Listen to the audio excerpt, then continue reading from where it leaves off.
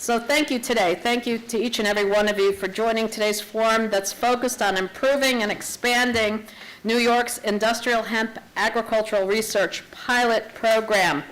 Our goal today is to facilitate an exchange of information on this exciting new crop for New York's farmers.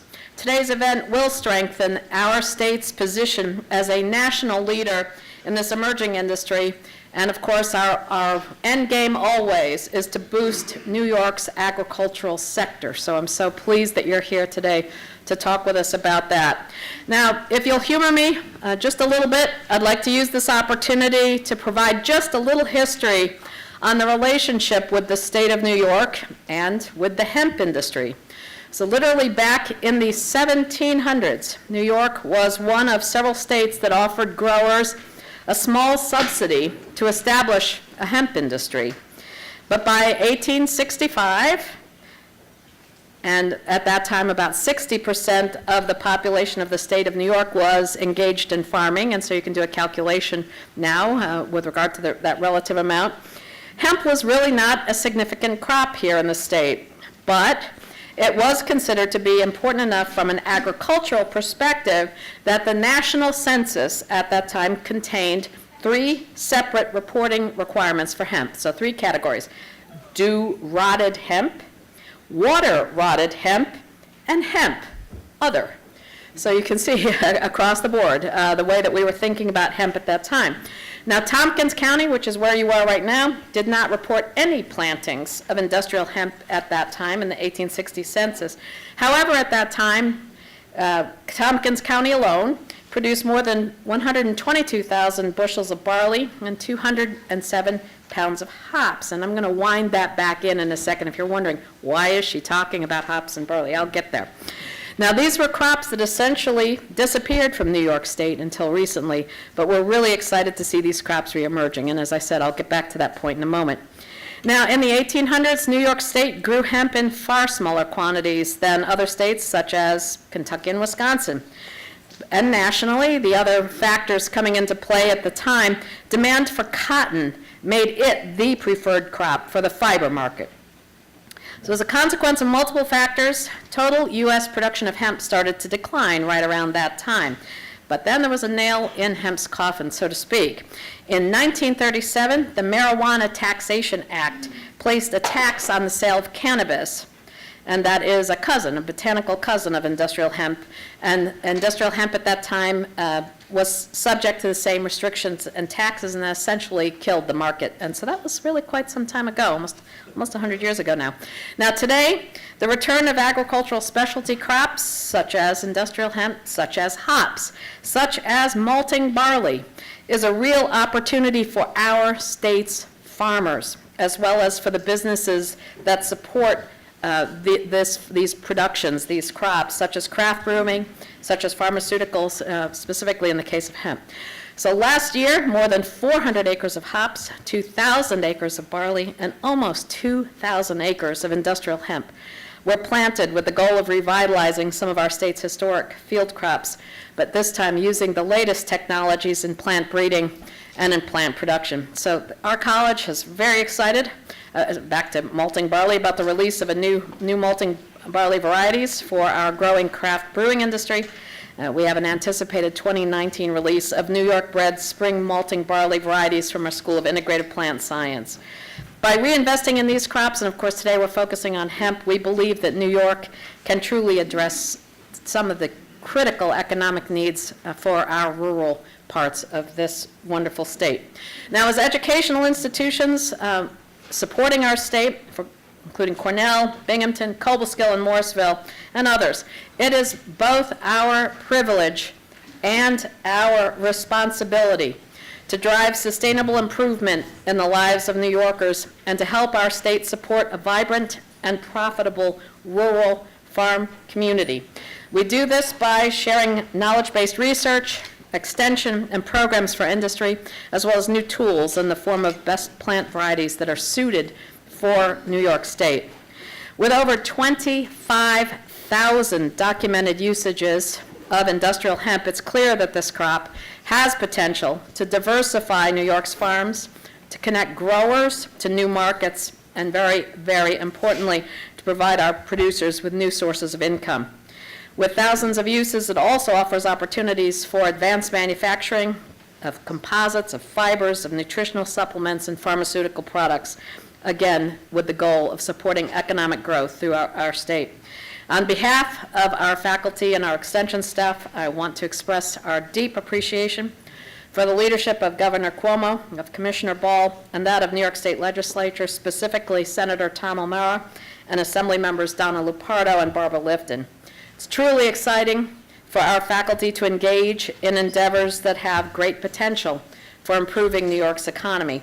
Our faculty are grateful for the innovative approach taken by our governor to not only address immediate needs, such as mitigating the pests and the diseases that are sure to follow the initiation of these crops again, but also to take a long-term approach by jumpstarting the first ever industrial hemp breeding program at a land-grant university. Our college, our university, and our partners are uniquely positioned with our School of Integrated Plant Science and with Cornell Cooperative Extension to provide research-based answers and outreach to support this important initiative for the state of New York. We're very proud of our role to create a new plant breeding program and to connect New York industrial hemp farmers, processors, and manufacturers to ensure that industrial hemp of the desired quality and quantity is available for various processing uses. We look forward to helping New York advance research and production as the market for industrial hemp gains momentum. We are also pleased by the opportunity to interact with so many other research institutions in New York State and to develop the essential collaborative cross-disciplinary partnerships that will truly champion this emerging industry.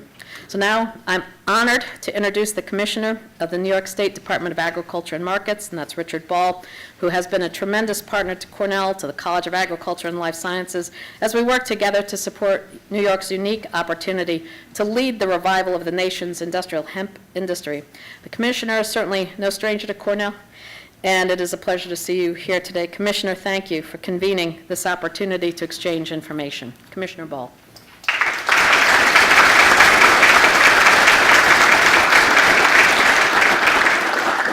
Thank you, Dean. It's always great to be here and to work in partnership with Cornell. And I certainly look forward to learning some more today about the progress that the university has made on this particular research project and that we'll continue to make. So thank you to Dean and to your team for hosting us today and locating us so close to the dairy bar. We really appreciate all of that work on your part.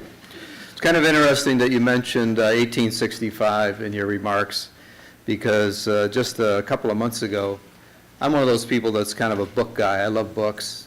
Even though I spend my life farming, I love to go home at night and read. And I was given a book by a friend of mine in town who visits old bookstores, and he brought me the Commissioner's Report to the President on Agriculture, the Commissioner of Agriculture Report to the President, 1864.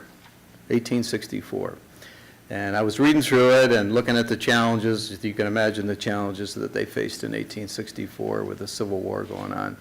But in his list of things that were being done around the country was $3,000 in the budget dedicated to research on industrial hemp. So we're coming back around again, and we're going to relearn some things here.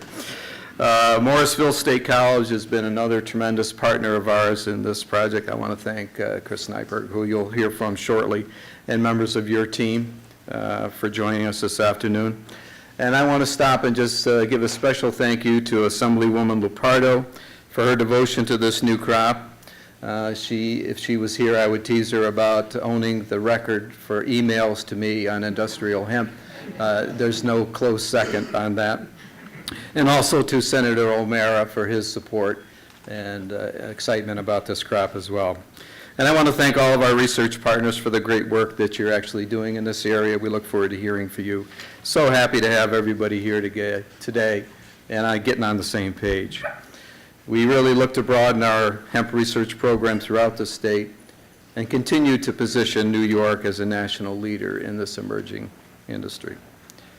I never thought I'd hear myself say this, but I am excited about hemp, and I'm excited about the opportunity we have in the state.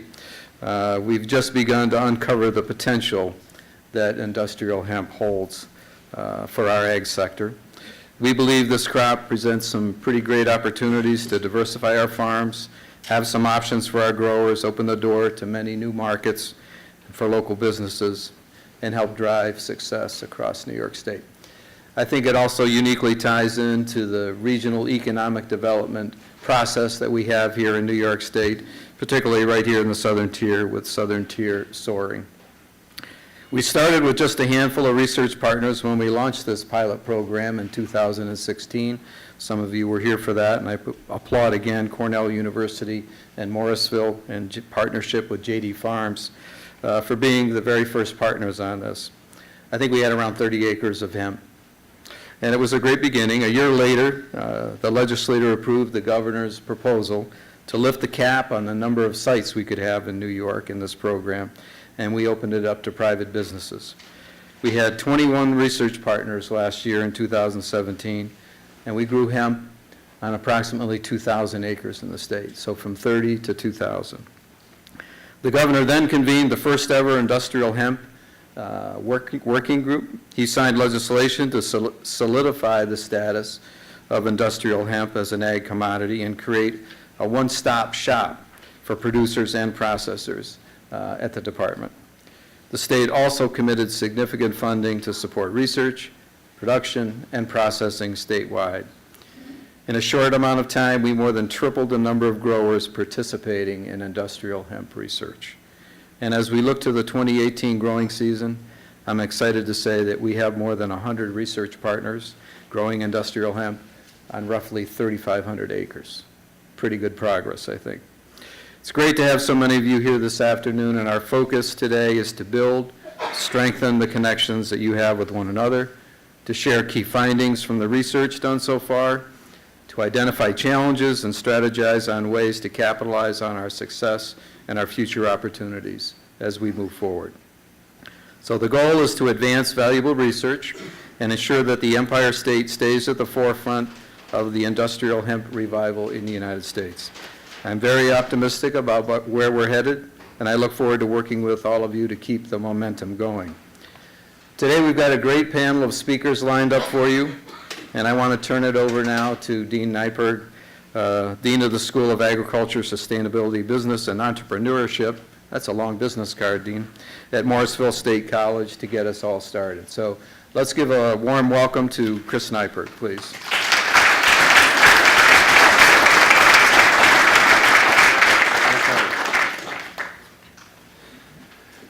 Good afternoon. I'm happy to be here to help moderate the panel, and we'll have 15 to 20 minutes for each of the panelists to speak, but we'll wait till all the panelists have presented before we have time for questions from the audience, please. So first, I would like to introduce Dr. Larry Smart, professor and researcher at Cornell in the horticulture section of the School of Integrated Plant Science. He'll be speaking about his work leading an industrial hemp seed certification and breeding program to produce New York State seed that is regionally adapted to thrive in our climate, which will then be the basis for a homegrown industrial hemp seed industry. Larry? Thanks a lot, Chris.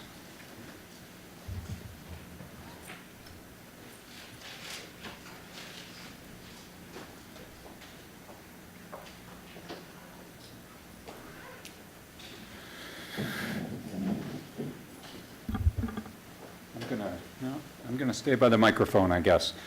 Well, welcome to Ithaca. Welcome to the Cornell campus.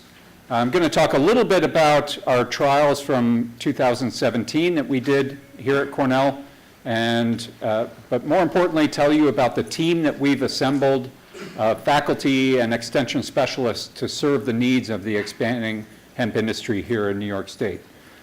We really need to thank Governor Cuomo, the legislature, and New York State Ag and Markets for rolling out very prudently and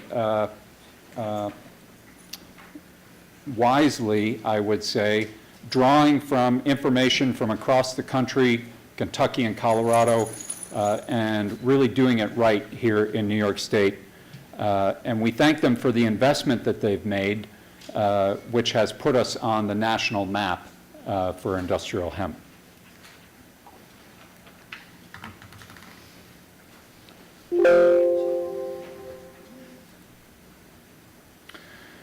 So these are some of the steps that we see that we need to take in partnership with Morrisville State College, with Ag and Markets, again, to make sure that we do this wisely and investments are made in a smart way. The very first step I'm going to talk to you about today is evaluating hemp cultivars, because we don't have any hemp cultivars that have been bred and adapted for New York State. In 2017, we did a lot of work to identify interest among growers, and in the solicitations that Ag and Markets has made, I think and the number of available seats in this room, we can say there is a lot of interest among growers in industrial hemp. More importantly, though, is whether those growers will have potential markets and processors that can turn those into the products that we do see on our shelves but are made from imported material. We need to make sure that that is done in a profitable way, so we need to model the cost of production.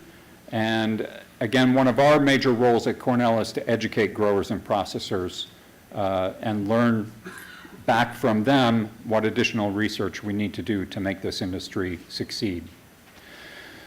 One of my personal priorities will be to breed, as Chris mentioned, to breed cultivars adapted to New York conditions, and to try to establish local New York State production of seed, because it is a legal gray area whether we can transport seed across state lines, and there is a lot of DEA regulation regarding import of seed from other countries.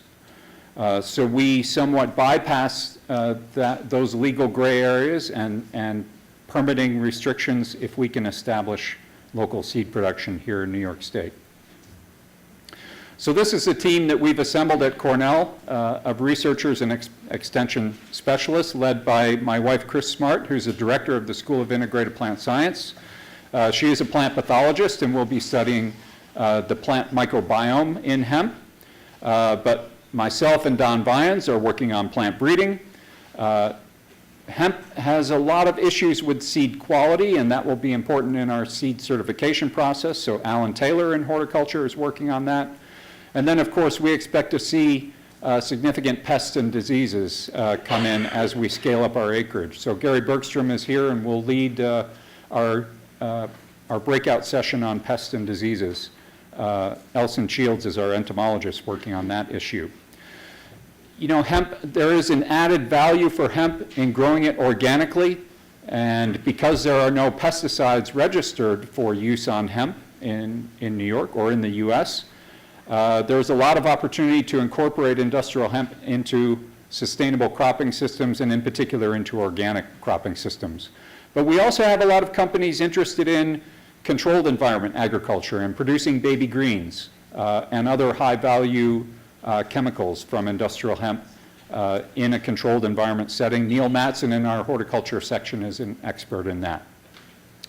I think many of you here are very interested in CBD, cannabidiol, and we have an expert, the director of our Institute of Biotechnology, Joss Rose, and his lab have already characterized the cannabinoids in the cultivars that we tested in our 2017 trials.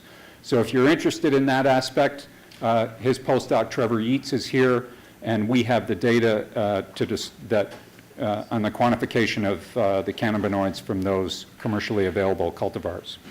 And over the long term, we'd like to develop tissue culture and transformation, in particular genome editing using CRISPR, not only as a research tool, but perhaps to develop new cultivars. So Matthew Willman, the head of our transformation facility here at Cornell, is working on that. And of course, we have a very strong Cornell cooperative extension system here in New York, CCE, and many of our cooperative extension educators and specialists are here in the room. We have a very strong team that has enthusiastically picked up an additional crop in their regular workload here. So getting to specifics here, if you're a hemp grower, these are probably going to be numbers that you're interested in, but I'm also going to try to highlight some of the benefits of hemp as a crop. So we planted small plot trials across 6 different sites in 2017, either at 20 pounds per acre for our grain varieties or 60 pounds per acre for our fiber varieties, and measured a lot of different of those traits and surveyed for pests and diseases. These are the 17 different cultivars that we tested and the locations where they were bred. You see some of them are from France, from Poland. Many of them are grain varieties bred in the prairies of Canada. The one that was bred most closest to us was Anka, produced by Valley Bio, and I met with Ruben Stone, the president of Valley Bio, last week, and he gave us some good news that their company has actually licensed to import the varieties from the French breeding program. So that,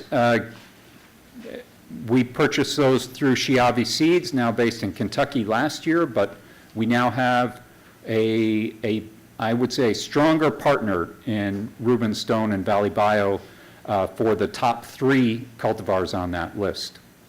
Interestingly, there's also now a North American importer for the varieties being bred in Poland.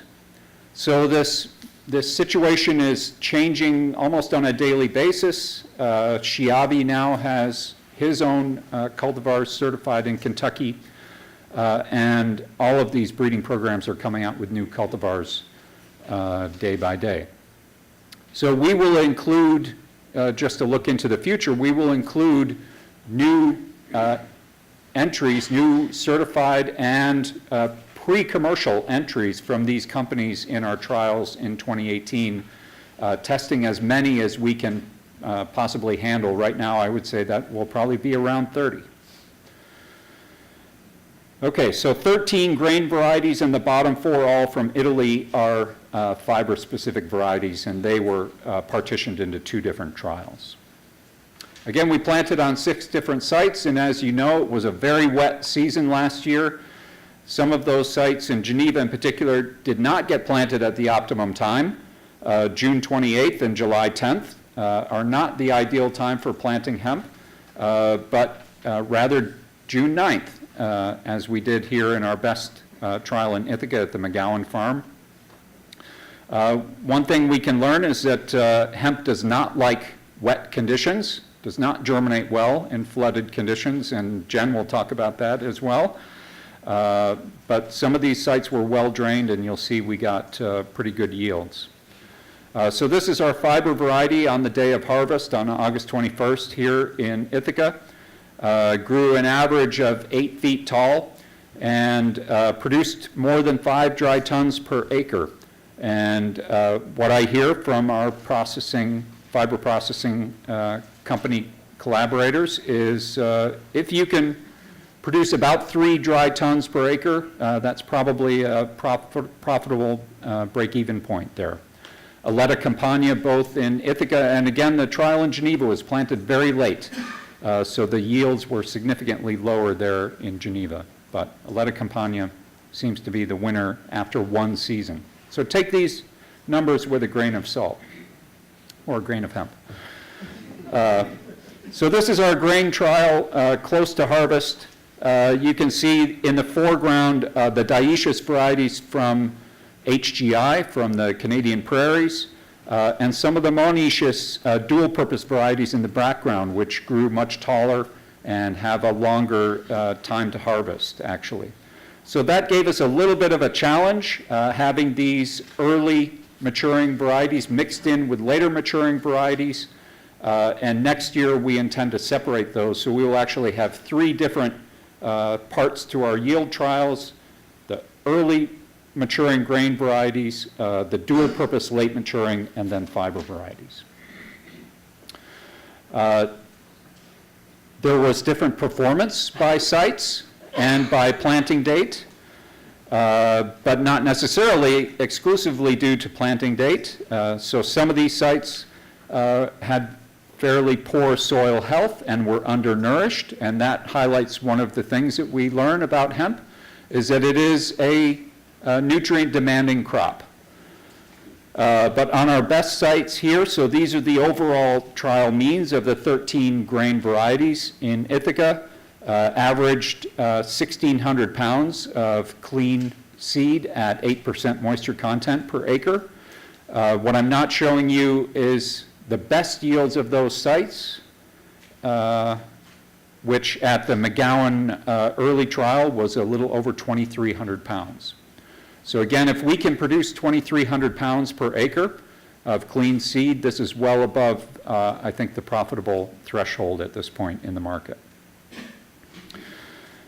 And among those 13 cultivars, there was some difference in yield with those monoecious dual-purpose cultivars actually coming out on top. Felina 32 from France, Bielo-Brzeski from Poland, Anka bred in Ontario, and Futura 75 also from France.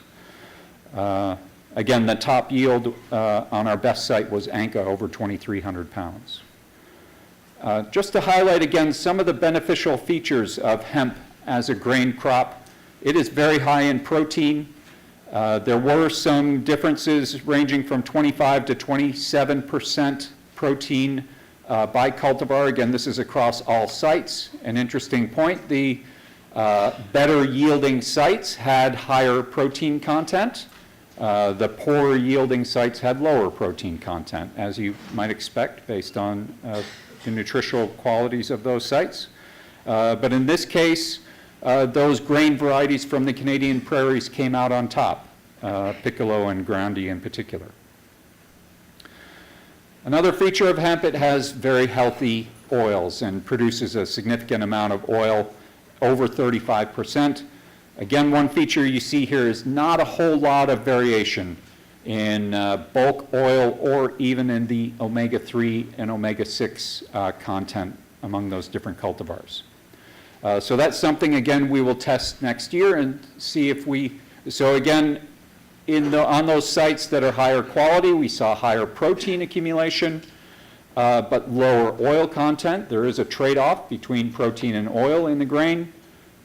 On the poor quality, poor yielding sites, we had lower protein content, but because of that, a little bit higher oil content.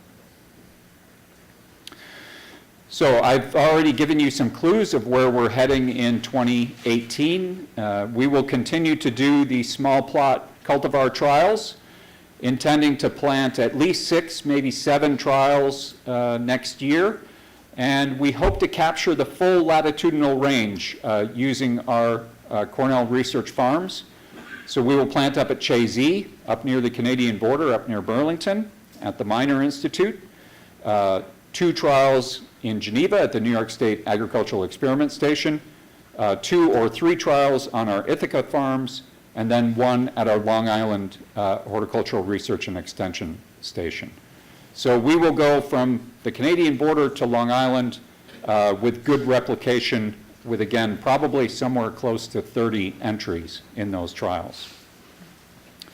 We hope to work with some of our seed companies here in New York State and other entrepreneurs interested in producing seed, and our New York State Seed Certification agency here based in Ithaca and Ag and Markets to work towards establishing standards for certified seed in New York State. I think that's, again, an important threshold to support the industry.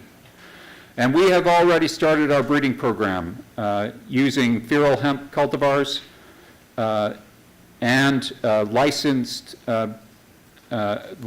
the ability to breed with established cultivars.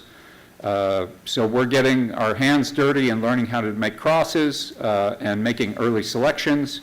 And we also help to develop some DNA fingerprinting methods for early selection. Early selection for male and female plants will be important,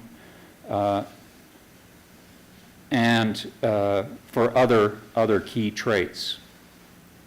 So we already have established collaborations with established breeding programs in Colorado, in Ontario, and are seeking native wild germplasm for from the native range. We have good connections already with folks in Kazakhstan, and I hope to be traveling there soon to look at native plantings of cannabis in Kazakhstan.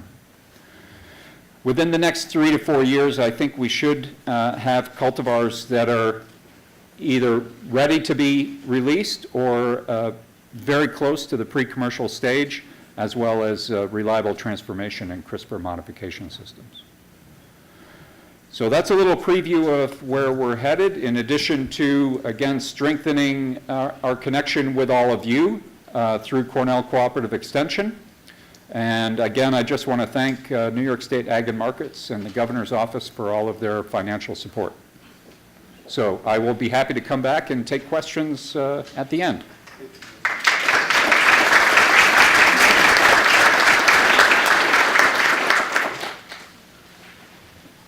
Next, I'd like to introduce Dr. Jennifer Gilbert Jenkins from Morrisville State College. Dr. Gilbert Jenkins is an assistant professor of soil science and agronomy and leads our industrial hemp research program at Morrisville. And her research addresses the issues of soil fertility, pest management, as well as producing industrial hemp for specific applications. Jen?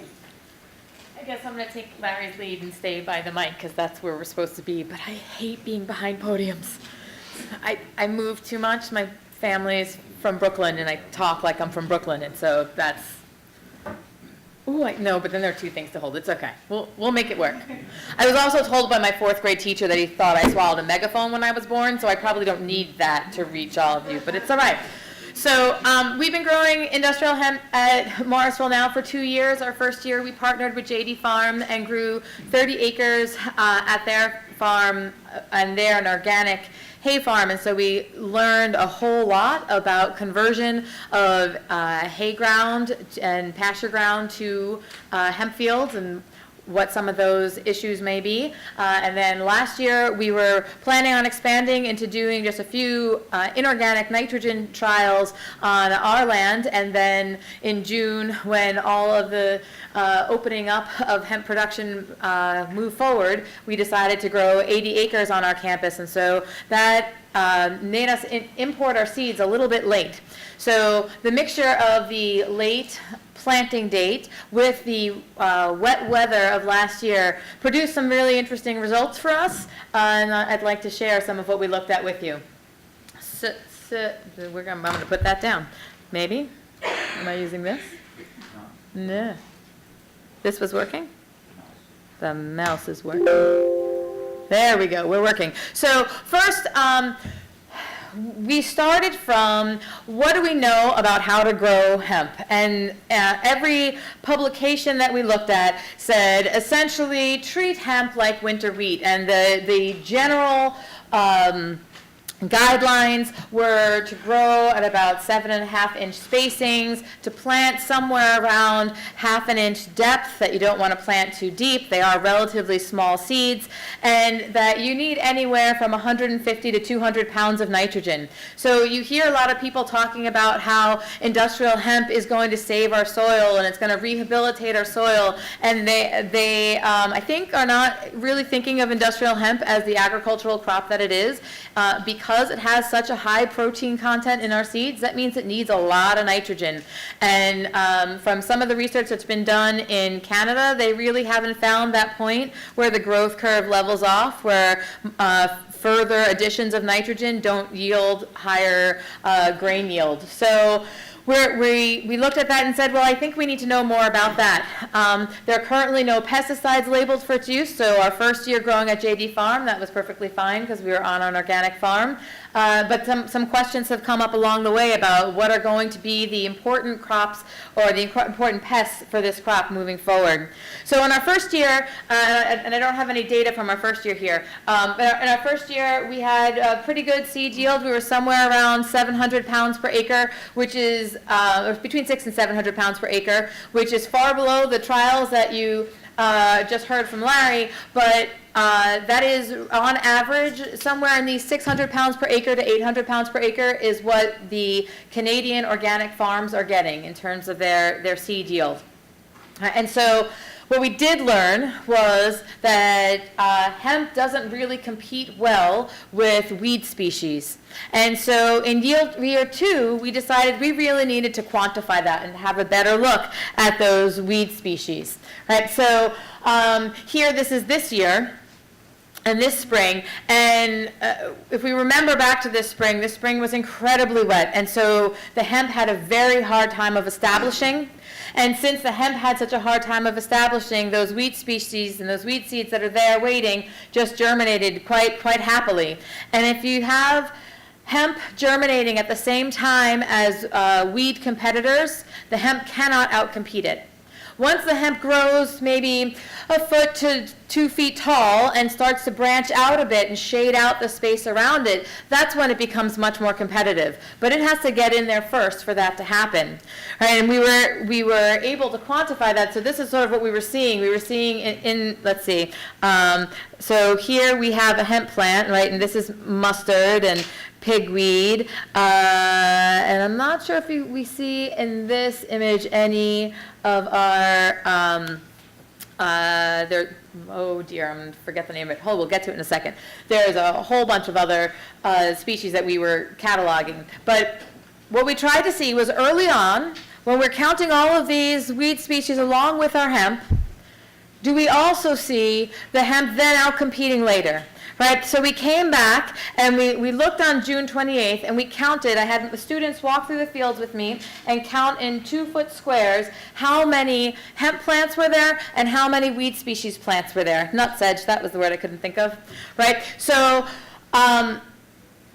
if the hemp could outcompete the weed species, when we came back 2 weeks later on July 13th, you would want to see fewer of those weed species there and more of the hemp, right? Or maybe the same number of hemp plants, but the weed species dying back.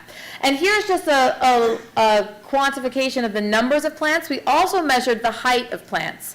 And what we found was that there were no hemp plants that were any higher than any of the weed species plants. So the tallest plant in all the plots, if it was hemp, was equal with the tallest weed species, or one of the weed species was taller than the hemp.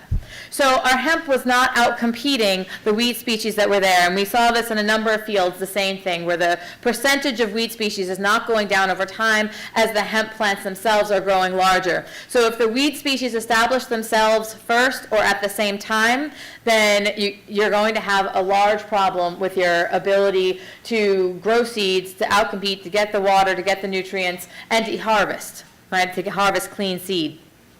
So this past fall, we ran a study in our greenhouse where we planted 3 different cover crops and then killed them with some organic approved amendments. And like you would in conventional ag, burning down with Roundup. And then after we did that, we planted hemp into them. And what we found, let's see, do I have, there we go. Okay, so what we found was that there was very little residual and that the hemp was able to establish well. So this was about a week after we sprayed the cover crop is when we then planted the hemp, and this is about 2 weeks after planting what the hemp looked like. And what we found was that we sprayed all of the cover crop with 2 different rates of each of those amendments, and that this bottom rate here, this is the vinegar, and the acetic acid did better than each of the other amendments across the board, and it was lovely to see. So we're going to expand that into a field study this coming growing season. So we're going to look at on organic land, right? Because this is from the organic producers that we've heard from that want to participate in our trials. Most of them are taking either hay ground or pasture ground out of production. And those are going to be the types of production systems where you have the largest bank of weed seeds there waiting. So instead of tilling up the ground and then planting, what we are going to do is burn down the hay ground that's there, essentially the cover crop that's there, and then no-till into it to to establish our plants and see if that helps battle the weed species that we've been having so much trouble with this past 2 years. So in our organic line of research, that is the direction that we're going in. We also had a number of plots that we did nitrogen strip trials on campus, but because of how wet this spring was, we had to plant them a couple of times, and it seems that the nitrogen rate trials just didn't take because of how wet it was. So then we got, think we're okay? All right. Then we got, now that's just silly. Okay, so then we're going to do it again. Do I ignore it? All right, I'll just keep going. Right, so we received our seeds a bit late, and we planted on July 19th. Let's sink in for a second. The planting date for hemp is supposed to be anywhere from Memorial Day through the 1st or 2nd week of June. We planted on July 19th. So we weren't sure what was going to happen. We didn't know if we were going to get a cover crop. We didn't know if we would get just a fiber crop, and I was really nervous. So this is, we at least got germination by July 26th, and then by August 8th, I said, okay, well maybe we'll just be looking at a cover crop trial, and I scrapped the idea of on our 80 acres doing nitrogen trials because it just wasn't going to be worth it. We weren't going to get a seed yield. And then somewhere at the end of August or the beginning of September, we found summer, and all of a sudden the crop just shot up. And so then I said, oh, wow, maybe we'll actually get a nice fiber harvest out of this. And it turned out that it actually went to pollen and seeds started to form. So we were able to harvest this crop, except the problem is that we would have had a lovely, lovely fiber harvest. There just weren't enough growing degree days to have a robust seed yield, and because we scrapped the idea of doing a nitrogen trial, they were also a bit nutrient starved. And so our final grain yields was about 90 pounds per acre. Not 900 pounds per acre, was about 90 pounds per acre, right? And if you look here, this student is about 6'3". My fields crop class did a whole lot of hemp work with me this past fall, and what I think is most stark about this, so he was bringing this over to me because the stalk diameter was some of the largest in the field. But what I looked at this and saw was there are no seeds on that plant, right? So that's a plant that's supposed to have seed heads for at least the top 4 feet, and there are no seed heads on that plant. So that was really a stark message for me to say, yeah, we may have some amount of variability in our planting dates, but it depends what you're going to use the crop for. All right. So we try to at least be able to have a take-home message from our nitrogen trials. And here, this is looking at stalk size and our different nitrogen rates. And what should stick out is that there really isn't a pattern. The numbers are very close together when it comes to the amount of nitrogen in the stalk size. The difference between these two plots is that this whole side of the field was wet and this whole side of the field wasn't, or was less wet, right? And so hemp is incredibly, incredibly sensitive to moisture. And in those early first couple of weeks, if you don't have well-drained soil, the hemp is not going to germinate. It was truly amazing to see. I took out a picture here, but I had a field where there is a stark line through the field as if we had mowed it, where it was wet before, and above that line is where it was dry, and there was no hemp, and the field was completely bare below, and above was totally fine. And so hemp is really sensitive to water. Right. We also looked at the ratio between fiber and herd with stalk diameter, because the suggestion is that when you're planting hemp for fiber, you plant at twice the rate than when you're planting for grain. But we also talk about hemp being a dual-purpose crop. Well, when hemp is a dual-purpose crop, you're planting it at a rate where those stalks are going to get much thicker. Right, and so I want to see, what does that mean for our fiber yield, for our bast fiber yield? How much are we going to lose by ending up with larger stalk diameter and we're getting grain yield, right? And then what can we get out of that fiber yield that we're getting there? And there really is quite a difference in the bast fiber to herd ratio as you go. So what we need to do moving forward, and we'll be partnering with both SUNY New Paltz and the Fashion Institute to look at these fibers that we have generated here and see what are their properties. Just because we are getting less of it, are we changing the strength? Are we changing the beneficial properties of these fibers? Right? There are also folks who are interested in the herd in the herd and don't want the bast fibers, and so for them it would be more beneficial to be able to grow those thicker stalks. Okay. And then similar to our fiber yields, with our grain yields, we really didn't see much of a difference between the nutrient rates. What we saw was a difference between the wet side of the field and the dry side of the field. And for me to call this the dry side of the field, I really should be saying the drier side of the field. It certainly wasn't dry, and so because of that, all of our yield was suppressed from where we would have expected it to be. Okay. So that was a bit frustrating, and we are hoping that in this season going forward, we'll be able to have whole field strip trials instead of just in small plots, and be able to look at nitrogen rates on a much larger scale.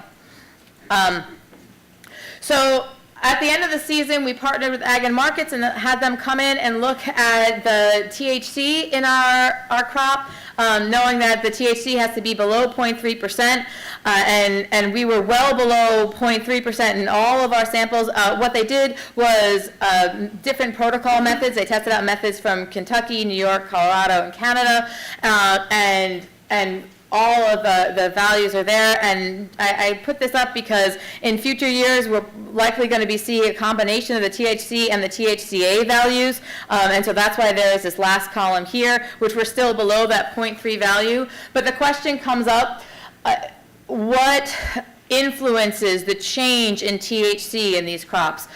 We hear that stress influences THC in these crops, and that stress makes the THC go up. Well, this crop went through 6 freezing and thawing cycles before it was harvested and before this was taken. I'm pretty sure that counts as stress, right? And we don't see a spike in THC here. So what stress? Right, and so that's something that we'd like to look at moving forward, so that we can predict when might we expect an elevated THC level that might be problematic, and when do we know that we can be comfortable. All right. The opportunities to expand processing in the state is really growing at an amazing rate. I get calls almost daily from people who want to talk about what can they do to start a oil processing facility and a grain cleaning facility. It's really an exciting time now. But so we need seed cleaning and storage. We need oil extraction, and I think most importantly, we need fiber drying and separation. Right, we need the ability to process these fibers, because if we're going to call it a dual-purpose crop, we need to be able to use that second half of the crop. This is just sort of my opinion there, right? Just like other grain crops, we're not going to all of a sudden be, the middle of the state and be able to grow on that large scale, and so we're going to always be in that small to medium scale specialty crop.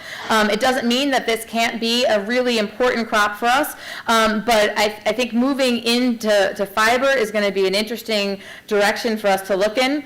Right, and there are some companies that have approached us that are interested in purchasing oil for cosmetic use, and then looking at our fiber for bioindustrial materials.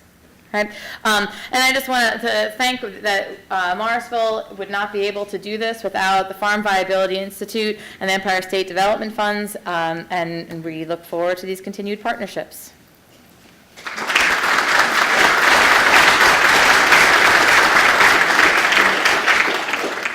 I'm happy to introduce our last pair of speakers, and then we'll do a panel question and answer afterwards. But please welcome Michael Falcone and Alex Green from Southern Tier Hemp, a company that will be developing a full range of wellness products derived from industrial hemp.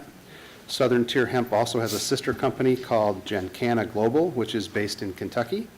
And Southern Tier will be speaking about industrial hemp processing today.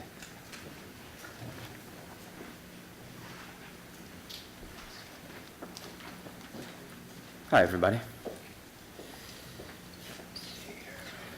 Well, I should have known better to follow all the science, because that's all the sexy stuff, and we have no science in what we're telling you right now. So be prepared to be mesmerized by pretty pictures.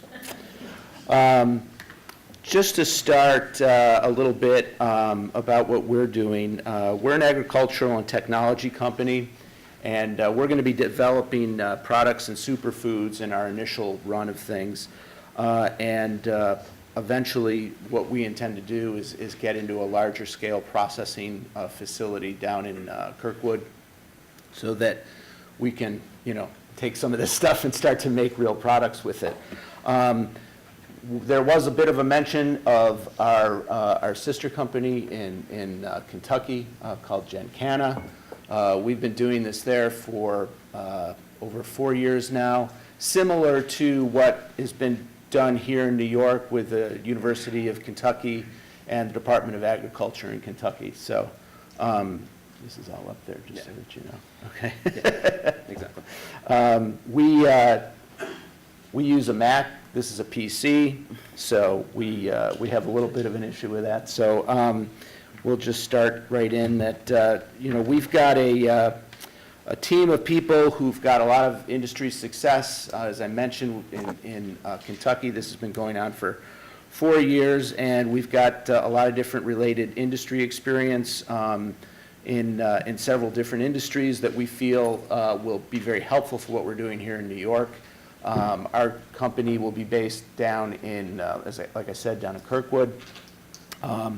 At the present time, we've got a facility that we're going to be moving into about 30,000 square feet, hopefully grow from there. But we have to start small and work our way up. As you've heard previously, we're still trying to figure out how this grows here in New York. And obviously, the yields that we're getting are all across the board. We grew just over 5 acres down in Endicott this year. And like everybody else, the weather was horrible. We put our crop in on the 5th of July, harvested third week of October. So we were in the ground for a long time. And, we had all the related stress. We had a horrible site that was really kind of rocky and didn't really drain very well. And so, what we pulled out of the ground was not exactly what we expected, but it was enough to take and start to utilize in our facility in Kentucky and start to take a look at it and see what we came up with. And, all in all, I think that we were happy with the results. But obviously, the work that Cornell and Morrisville is doing is going to be vitally important to all of us because it's a different climate than we have in these other places. And so, what we can do here, specific to New York, obviously, is going to be vital to how robust our industry can be here in New York. In terms of what we're trying to do, we're trying to do as much of this on a research basis as possible. We're working with Binghamton University through their School of Pharmacy and an overall research grant with the university. So we'll be co-locating a lab right in our facility with Binghamton to do research, primarily on the CBD side of things, to try to figure out, where's that sweet spot for that product? How does it become useful, not only just for what we're doing, but just in general? And so we're very excited about that. Our other partner down in Endicott is Nanticoke Gardens. And we've been basically getting all of our plant material ready for this year. right now. So, and I think we actually got a little bit of a video that we can show on that. Yeah, we're going to go on that in a little yeah. bit. Just Nanoco Gardens, our greenhouse partners. I'm not sure if Pete and Chip are here. If they are, they should wave somehow. We use a form of propagation using rooted cuttings. So Nanoco Gardens primarily, that's what their production for us was for. Right. And I think we actually have a picture of what that looks like. Yeah, but, well, in the video. And then our other partner is Gencana Global out of Winchester, Kentucky. And we, through them in Kentucky, have got about 1,000 acres that's been grown so far in various locations throughout Kentucky. What's really interesting there is that all of the farmers that have been in that program with us are primarily tobacco or former tobacco farmers. So it's kind of an interesting thing that we're going from tobacco into hemp. It's sort of there. It's like a full circle because they were a very large producer of hemp back in the day, and I think the largest, in fact, in the country. So it's kind of interesting that it's gone full circle on that. And when you see the video, I think what's very interesting there is that on our research facility that we have, it used to be Philip Morris's seed bank. So we purchased that building from Philip Morris, which I don't know, I just find that kind of ironic in a good way. This is some pictures of our facility. The facility in Kentucky. Yeah, this right, can you just sort of get on blue there? So to the left, hopefully everybody can hear me. On the left most picture is a piece of equipment that we built called Big Blue. So it's a proprietary piece of crop processing technology. Essentially, when you're cultivating hemp that's higher in CBD and that's going to be harvested for consumption, you don't have the same amount of time to harvest. So, at the turn of the century, when folks were cultivating hemp, they were doing it primarily for industrial purposes. The fiber, they let the actual crop rot. It's good for the fibrous parts of the plant. You don't have that option when you're coming out of the ground and you're doing it for consumption. So you basically, and you guys will get all this in the video, but essentially the main challenge is that we're going from a plant that is maybe 4 pounds and 75% water content when we're harvesting it, and we need to get that water content to pretty much under 10% in 48 hours. So when you start to get that to a certain scale of acreage, the existing solutions to dry, reduce, and then store and stabilize the material kind of didn't work. So that led to this custom piece of technology, and that's actually what the video kind of focuses on. That was one of the issues that we faced this year down in Endicott. We basically had to hang dry everything in greenhouses, and it doesn't take long for the material to start to really kind of deteriorate pretty quickly on that. And so, the content that we end up with was far less than if we'd had this piece of machinery stood up and ready to go for last year. I mean, obviously the goal for us this year is to get that going by, fall, so that this harvest, we've got it in place and we'll be able to just crank through that all. And just to add to that, the other part about the hang drying is that you're going to lose a lot of the valuable cannabinoids and terpenes that will first start to come off the plant if you're just hang drying it. So being able to put it through a process and capture 100% of that value becomes imperative. Okay, just go right, yeah.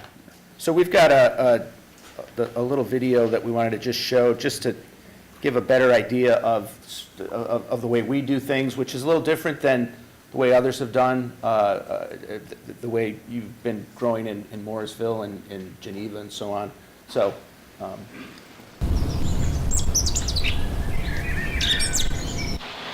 What good does it do to have CBD if you've got a child that needs it and you can't afford it? We need to take the whole concept of this industry from 99 plants to 999,000 plants or to 999 million plants.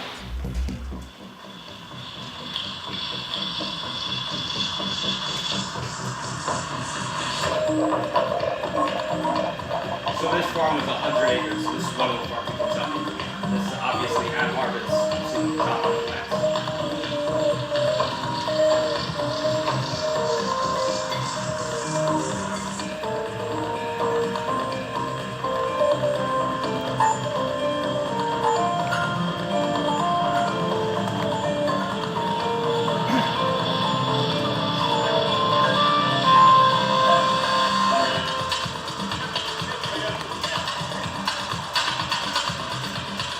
see there is it's a freeze dryer that we put on farms to try to get the moisture content initially down below 40% before we're transporting the crop. But the other thing is all these farms were within basically a 60-mile radius of our processor.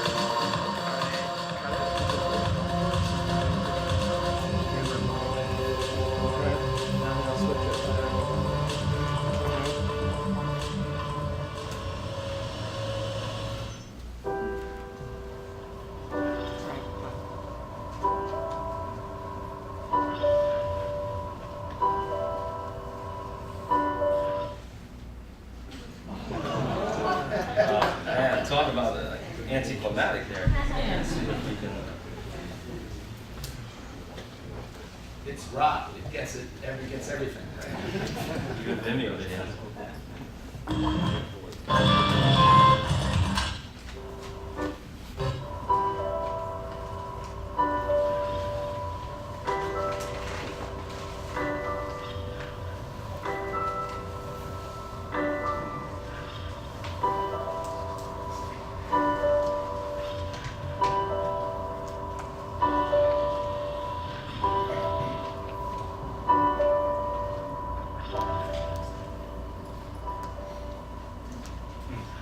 So after this season, they actually then started processing for other cultivars throughout Kentucky. And one comes along and says, can I help you? He says, no, I said, I'm great. That's what I'm saying. 3 boats come along. He turns them all in. Goes right. You got it. He goes ahead. And he says, yeah, what did you say? He said, I sent you 3 boats. Why didn't you get it?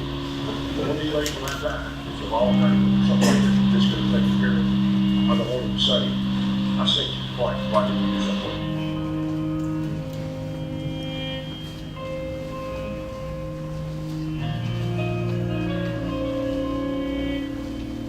Hemp is not harm soil. Kentucky has been grown for several years on the same ground. So you see how these plants are much fatter, shorter than the fiber variety.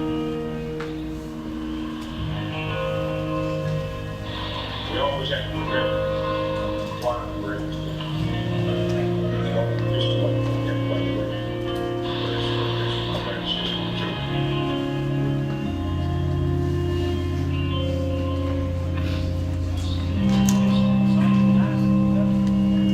Yes, it is.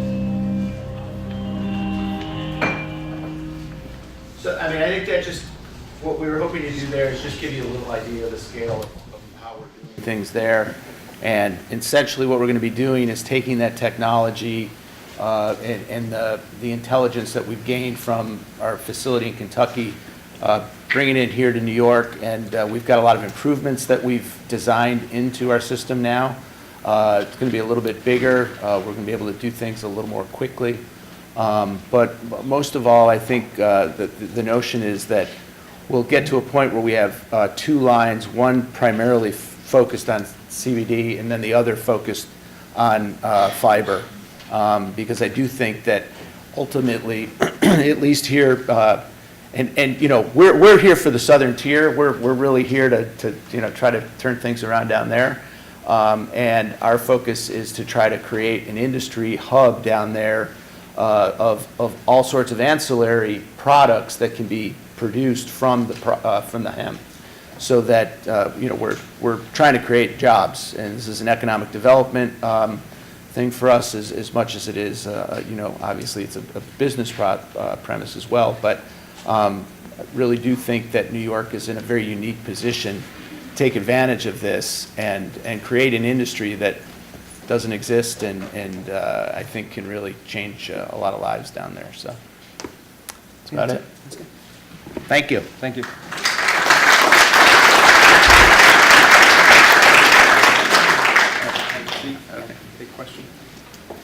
Thank you very much, Michael and Alex. Now, Larry and Jen, if you would join them. At this time, we would take questions from the audience. Yes. Brad Vickers, President of Shenango County Farm Bureau and New York State President of Veterans and Farmers Alliance. A couple of questions. One, if you're looking for oil for perhaps biodiesel production, this isn't quite as productive. Secondly, legality seems to be an issue and a question I get all the time. And also, in central New York, the rural area where we're at, I see you need pretty high nutrient and pretty well-drained soil. Not common for Shenango County. I think our pH on an average is 5, so.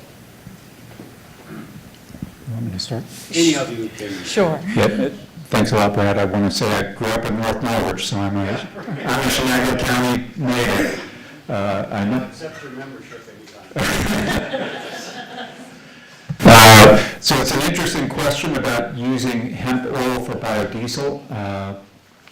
I'm not an expert on biodiesel. I should talk to some of my colleagues here at Cornell about the, and maybe I should talk with Ben at Morrisville. But it does produce a higher content of oil than some of the oil crops, like pennycress is now being promoted as an oil crop for biodiesel. And it's only making 25% oil content in the seed. So I think that's an interesting question, but it is a very nitrogen demanding crop. So using soybean just off, or canola. So your other question was about the poorly drained soils that we have in New York State. I agree. I think there's going to be a limit to the acreage that is going to be most productive for hemp in New York State, and some of so I think again, we need to do some research here in New York to identify our best crop rotation schemes. If you sit in on the pest and disease breakout session, there are some disease issues, sclerotinia in particular, and fusarium, that may complicate rotations with soybean, and I'm seeing Gary Bergstrom is nodding his head. So that's another issue that we need to keep in mind. And I'm sorry, what was your other? The legality? Yes, we are. So the legality issue, we are legally allowed to grow the crop for research purposes, and New York State is being incredibly collaborative. Ag and Markets has been a wonderful partner in this, and defining what research is very broadly. So to understand how the crop fits into an economic rotation on your farm can be a research question. So we are legal to grow, and we. The question, as a farmer, Yep. where do you stand in just growing the crop? Do you need to be permitted? How do you? Yeah, so you need to be permitted through Ag and Markets. And as of last year, the number of permits that they could give out, the cap was lifted. And so the process of becoming permitted is essentially letting Ag and Markets know that you want to be a partner and that you want to do this. As long as you have formulated a research question, and there are many of us that can help with that, the legality isn't an issue. The issue is movement of viable seeds. That's where there's gray areas. And that's why getting seed to grow is difficult. And Ag and Markets can import seeds from overseas, Cornell can import seeds from overseas, and Morrisville can import seeds. And so by working with us, you There can. is a bill in Congress that hasn't passed. It hasn't passed and yet. Maybe Farm Bureau can help with that. And I also wanted to address your question about oil. So what it seems to be that the value of hemp oil is so much greater for food and other processes that turning it into fuel may not be the most cost-effective use of the hemp oil.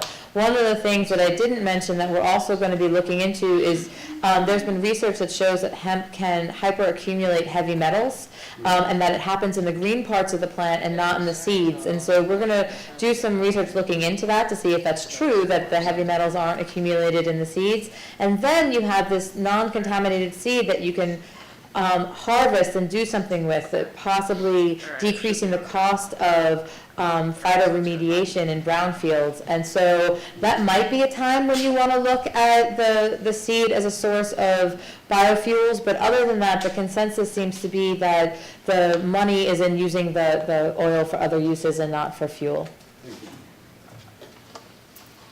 Yes, another question? To your point about the heavy metal hyperaccumulation, does that also include isotopes? So is this a suitable carrier for some sort of environmental remediation initiative? So I've seen research that says that that radioactive isotopes are also hyperaccumulated by the hemp. It's not something that I have the ability to test, and so I'm not going to be looking into that. I'm really going to be focusing more on things like arsenic and cadmium. And all the research that I've seen on this so far has been out of China, and so I'd like to do some truthing of that here. But so I have seen radioisotopes on that list as well, but I don't know much about it. One follow-up question. In your presentation, you mentioned that you were looking for environmental factors that will catalyst for the increased production of THC.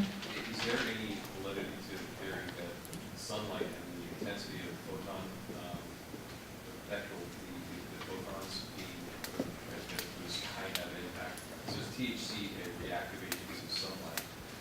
Some people think that it's a sunscreen or plant. I don't know if that's true or not.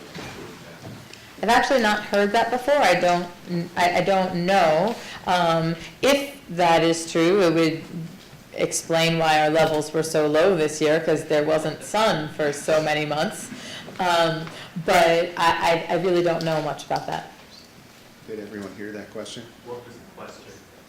The question was the effect of sunlight or photons on THC levels. I can just say a little bit more on that question. In Kentucky, I know that we've seen that planning against the sun cycle is the right approach, that it's absolutely the sun cycle impacts levels of cannabinoids. They basically test weekly all of the cannabinoid levels to see how they're changing over time. So they did this for the course of 2 farming seasons, and they did absolutely see some type of connection, but the extent to which we completely understand that connection, I don't think it's that much. I think it's a lot of speculation. And it would be interesting to see if where we are this far north, that's Right. not as much of an impact. Right. You know, who knows? I actually have a question. I'm a former North Carolinian, so the conversion from tobacco to using hemp, it seems to me that from what you were saying about the soils and what's required of high nitrogen is also the same with tobacco.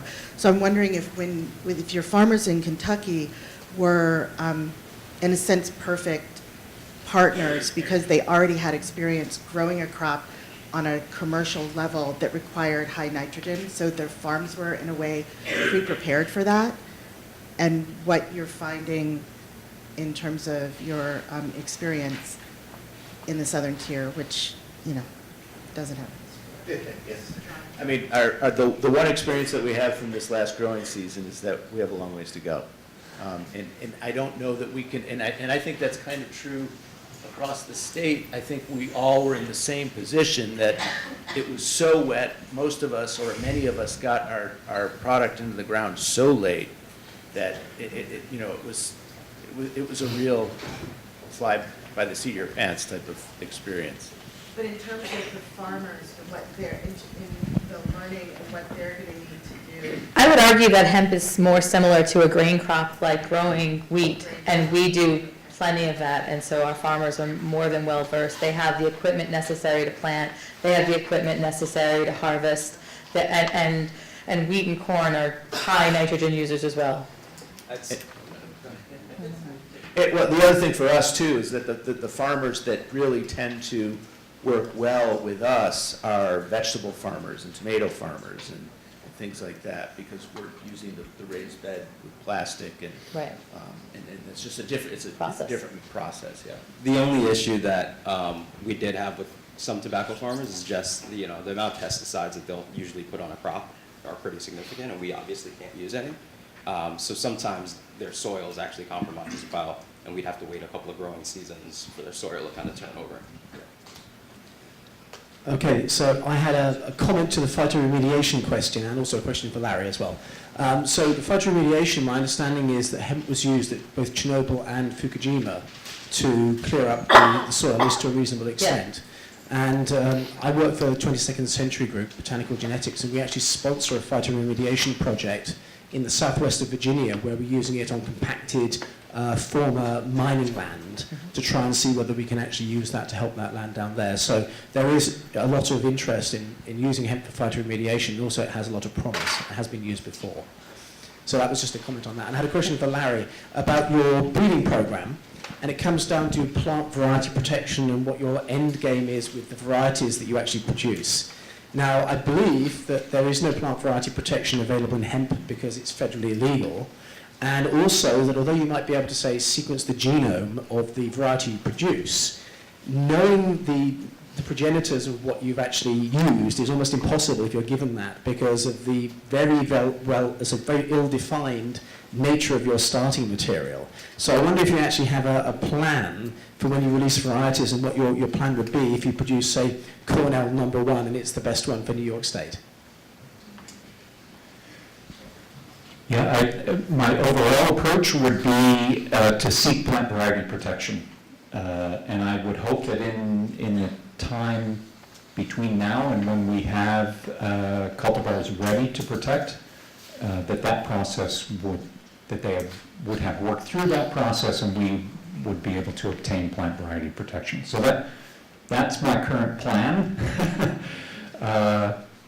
Again, it seems pretty illogical that in this day and age when in this growing industry that so desperately wants protection of its cultivars, that system is not accommodating that process right now.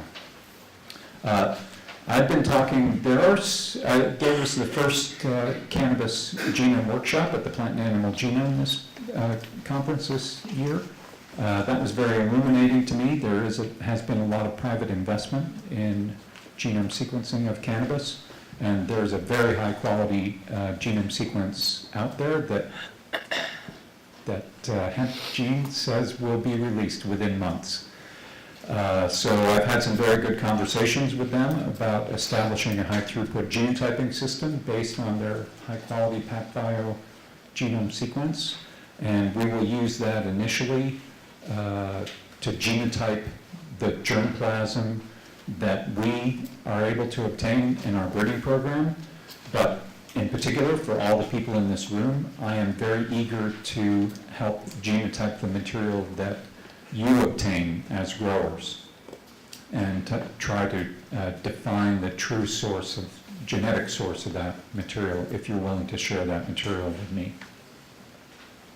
Hi, Rick Weissman, Ulster County. In talking with various people who were involved in the pilot program last year, I understand that there was some high CBD strains brought in from Colorado that came down with a wilt sometime around August, and eventually the wilt consumed the plants. Do you know anything about that? And then the second question is, what do you know about if you're planting from seeds and you're planting for CBD extraction, you obviously want to get rid of the males as soon as possible. Is there a way to sort of sex type the plants early on so you're not wasting space in the field if you start in the greenhouse and say? Yeah, so the answer to the first question, so all of your material came from Kentucky, is that right? I do know of one grower, he's not here today, that I believe brought in material from Colorado. But Gary, I don't know that you surveyed that one, that farm. I don't know specifically. In eastern New York. The Ulster County one, no, I'm not sure what that was. Yeah. So I'm not aware that particular cultivar got the wilt, but Gary can speak to some other serious disease susceptibility issues known in other high CBD cultivars. So in terms of the breeding history of these high CBD cultivars, they may be derived from the marijuana breeding lines, which have largely been propagated indoors, and maybe in Colorado or Oregon, where it's very dry, and when you bring them out into the wet environment here in New York State, it seems that they are actually pretty susceptible to fungal diseases here. And then the second question? Oh, sorry. So there are methods. Cannabis has an X and Y chromosome, and there are genes that we can clearly assay for to distinguish XY plants from XX females. There's a cost to that. There are private labs that will process those samples for you right now. I think about $10 per sample. So if you're talking about doing thousands of plants in the field, that's cost prohibitive. I would certainly try to innovate and develop a method that we can do that test on at a much cheaper cost. There are methods that people are using to produce feminized seed. Genetically, these cultivars must be highly inferior.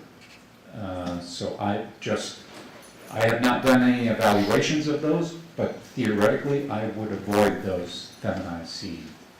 And then the next step is to rogue out males, whether you're doing that in the greenhouse first, and then transplanting, which has some higher costs, but may be worth it in the end. If you're field planting, then you're talking about hiring people to go out and rogue. And maybe eventually we can develop some robots that will detect males and rogue them for us.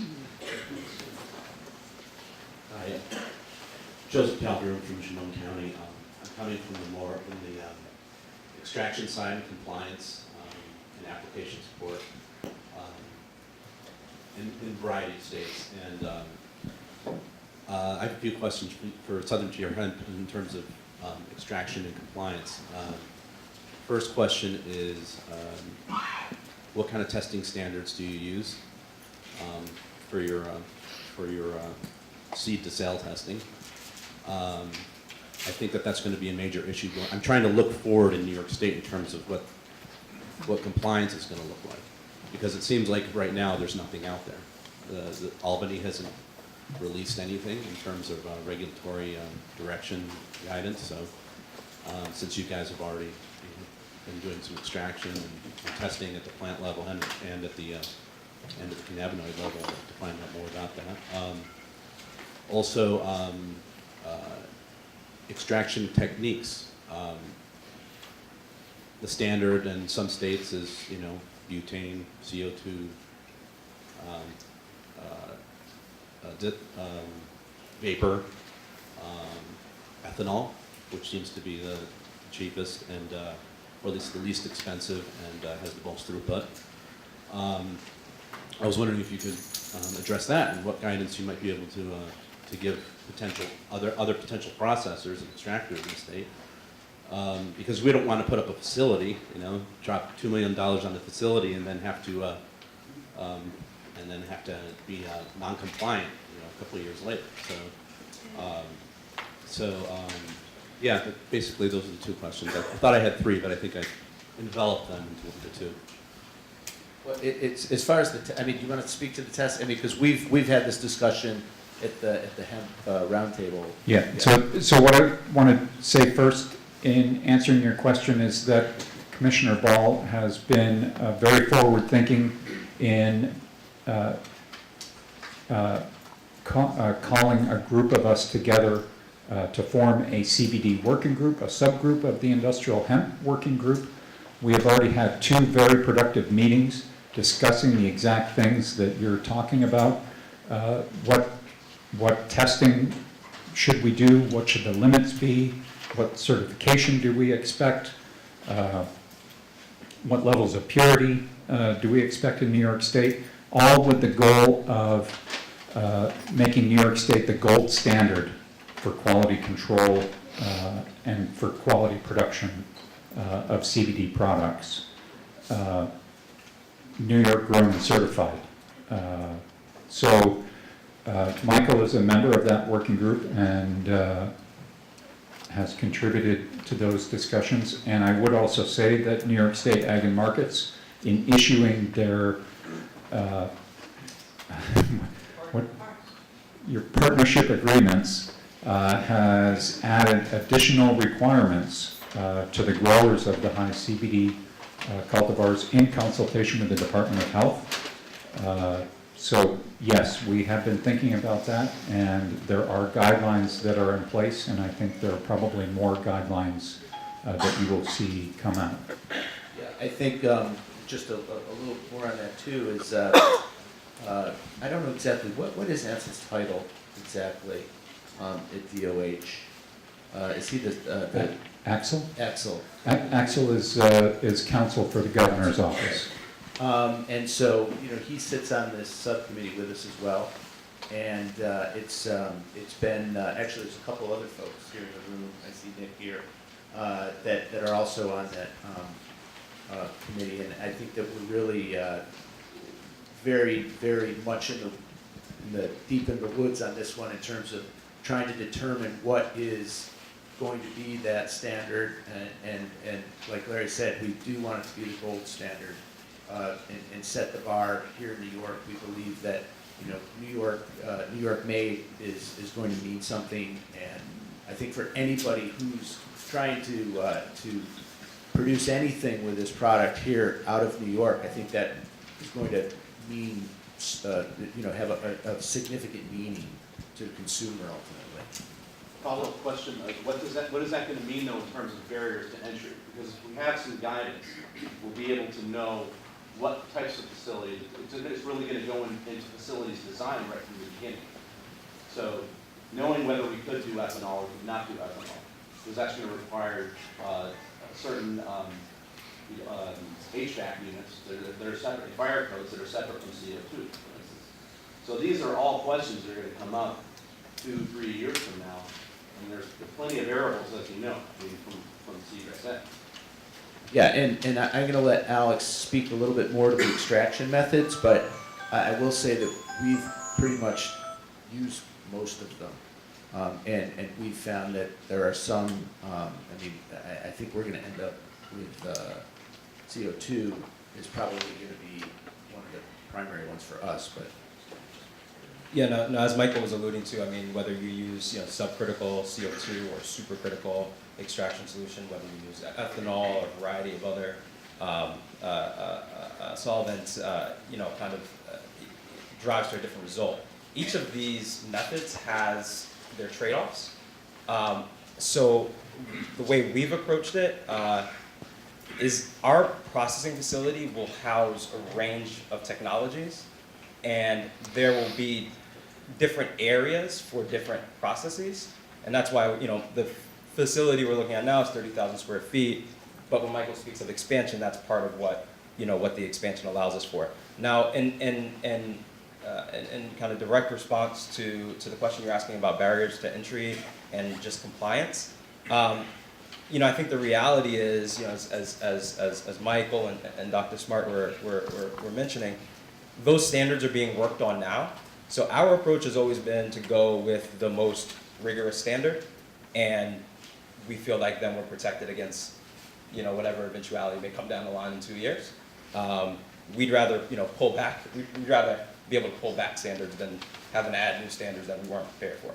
So but now that doesn't address your question about, if you're using ethanol versus a different type of extraction that requires a different, a set of standards. It doesn't address that, and we can't address that until we know explicitly what those rules are. So our approach to it has been, go with the most rigorous approach. Well, I think we're supposed to be heading to a break, and I've spotted at least 4 or 5 hands that are still waiting. But this gentleman here and this one back here were the first 2 I gave the nod to. So I have a 2-part question. Question for you on genetics. How is making a research organization the seed bank entity for the industry? How does that benefit the grower?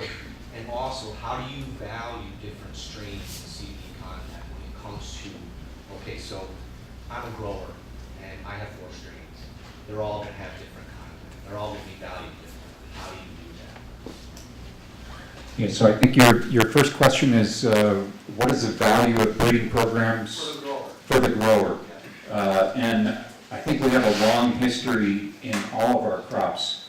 All of our crops have needed continuous breeding in response to pests that arise, to diseases that arise. If you narrow down the seed banks, if you have only a few areas that have seeds, and say the research institutes, yet there are seeds from you, I mean, you're narrowing it down then to where our selection comes from. So I'm just wondering, are you going to infringe upon the private farmer doing his things with genetics, tissue culture, things like that? When it comes to patenting, are you going to squelch? Because I know that most of the strains, when they do go back and you actually look at the substance of the strain, they're all coming from just a few select strains. There's not, there's a bunch of names, but they're all coming from Otto or Otto 2. They're coming from a small select number of strains. So I'm wondering, if you're going to isolate that, patent that property, then are you taking away from the ability of the grower to produce their own strains? I don't think we're impinging on private breeding programs at all. And I completely agree with you that the breeding, especially in the marijuana industry, has a very small genetic base. And that's a real problem.